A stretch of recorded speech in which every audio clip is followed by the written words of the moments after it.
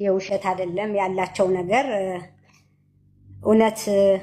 እንዲያውም ቀለበት ብዙ ነገር ከኔ ጋር አውርቶ ነበር ጃኒ አዶናይ እንደሚወዳት አብረው እንዳሉ ሊጋቡ ሁሉ ቀለበት ሊያረግ ሰርፕራይዝ ሊያረጋት እንደነበረ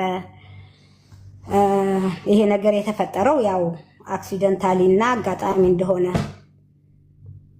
በንጹህ ልቡ እንደሚወዳት እንደሚያፈቅራት ነግሮኝ እንዲያውም እኔ እዚህ ካልሆነ ዱባይ ስትመጡ እዛው እንትን ታረጋለህ ምንም ችግር የለም ብዬ ሁሉ አውርቸው ነበር እዛ ስካይላይት ተገናኝተን እና ይሄ ነገር ሲፈጠር እንዳጋጣሚ እኔም በጣም ተሰምቶኝ እስካሁን ድረስ ከነሱ ጋር እየተደዋወልኩ ነበር ከሁለቱም ግን ነገሩ ጥሩ ደረጃ ላይ ነው ያለው እንግዲህ ነገ ወይም በሚቀጥሉት ቀኖች ሰርፕራይዝ ይኖራቸዋል ብዙም እንትን ባይሆኑ ያው ከነገርሽም በኋላ ሰርፕራይዝ አለ ትልኛለሽ እንዴ ታረጨው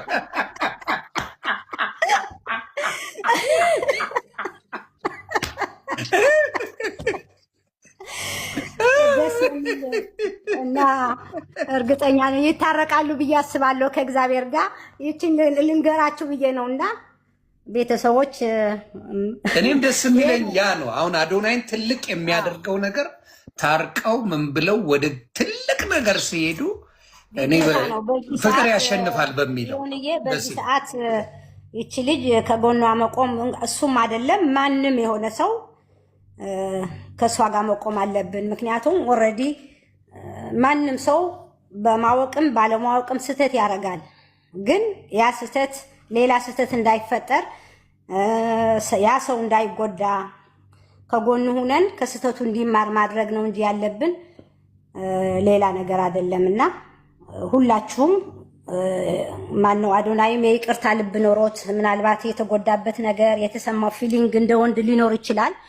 ይቅርታ እንዴ ሀሳብ ስለሰጠ ወይ ብዬ ሰው ላስገባ።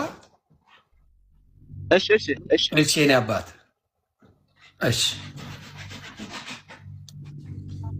ቀጥይ ሳርዬ። እና እሱም እንደ ሰው የይቅርታ ልብ ኖሮት ይቅር ብሏት አሁን እሱ ይቅር ብሏል።